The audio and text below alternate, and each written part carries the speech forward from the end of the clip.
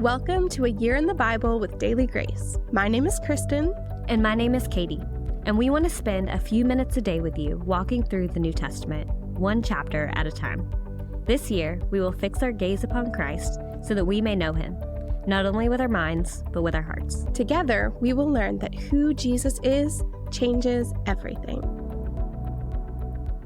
Hello and welcome back to A Year in the Bible with Daily Grace. My name is Katie and I'm one of your co-hosts here for A Year in the Bible, where we are walking through the New Testament in a year.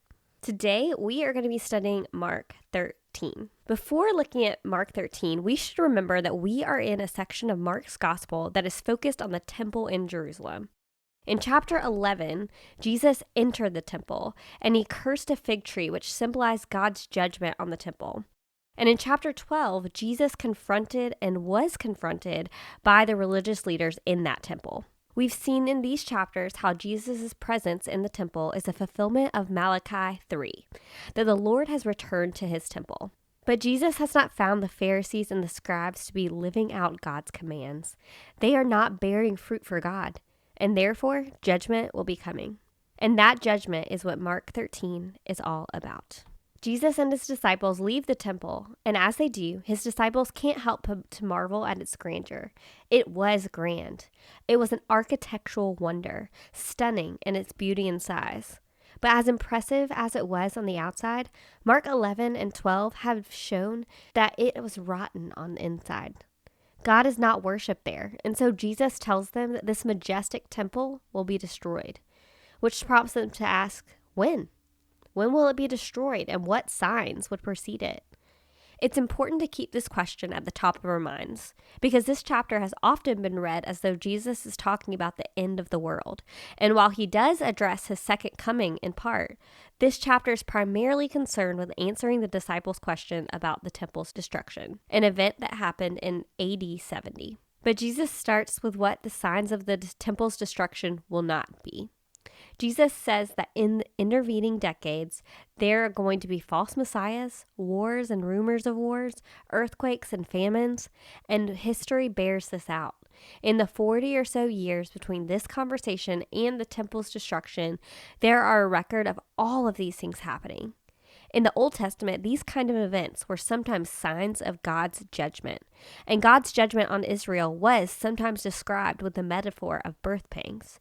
But here, Jesus is saying that these signs will not be the signs of God's judgment on the temple. These will be signs of life as usual, and so the disciples should not panic over them. These are only the beginning of birth pangs, not the birth pangs themselves.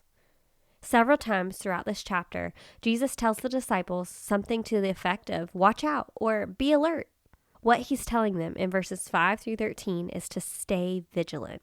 Don't be sidetracked. Don't lose heart. Don't panic when you hear of wars. Don't listen to false messiahs. Their task is to stay faithful. Take the gospel to the nations and endure the persecution that comes as they do so. Then in verse 14, Jesus finally gets around to answering what signs of the temple's destruction will be.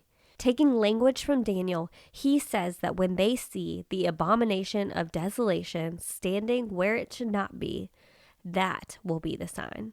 Luke's gospel clarifies this statement, saying that when you see Jerusalem surrounded by armies, then recognize that desolation has come near.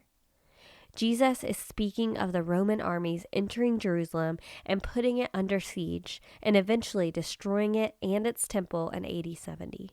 Based on historical records, this was a period of unimaginable suffering for the Jewish people. The first century Jewish historian Josephus estimates that over 1 million Jews were killed and nearly 100,000 enslaved. He said that Romans crucified so many people that they ran out of wood. And so Jesus tells his followers that for any of them who are there once Rome approaches, they need to get out of there. Don't even pack, because what follows will be catastrophic. And there will be false messiahs in those days too, probably saying that God will deliver Jerusalem. Jesus basically says, nope, he won't. And with verse 23, Jesus has answered the disciples' question about the temple's destruction. In verse 24, he starts talking about another event after the temple's destruction, most likely his second coming. In verses 21 through 23, he had spoken of false messiahs who would appear at the time of the temple's destruction. And here he might be saying, here's what my presence will be like. The cosmic language Jesus uses is found throughout the Old Testament to describe great upheavals in world history. And here he uses it to describe his return. When I arrive, you will know it. Jesus wraps up this discussion in verses 28 through 27 by once again referencing these two events, the temple's destruction and his second coming. Regarding the temple, he says to pay attention to the signs to know when it's near. He even tells them that it will happen within a generation, a period of 40 years, almost exactly how far away the event was from the conversation. But regarding Jesus' second coming, there are no signs. So they should stay awake, stay alert, and not be caught off guard. Reading this chapter, it's hard not to behold Jesus as Lord of history. Jesus' words here remind us of several sober truths about our world. Our world is a world full of wars, all the suffering that comes with that. It's a world of natural disasters like earthquakes, famine, flooding, hurricanes. And it's a world in which we will suffer for being aligned with Jesus, something that Jesus has been trying to show his disciples. But it is a world that is coming to an end. Today, like the disciples, we are called to stay faithful and conduct our days as if Jesus were coming back at any moment. On that glorious day, Jesus will put an end to all pain, all death, and all tears, and we will dwell with him in peace in a new world forever. Thank you so much for listening to today's episode of A Year in the Bible with Daily Grace.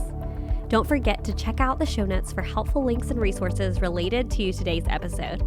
And make sure you are following at Daily Grace Podcast on Instagram for more A Year in the Bible content, and at the Daily Grace Co. for all things Bible study resources.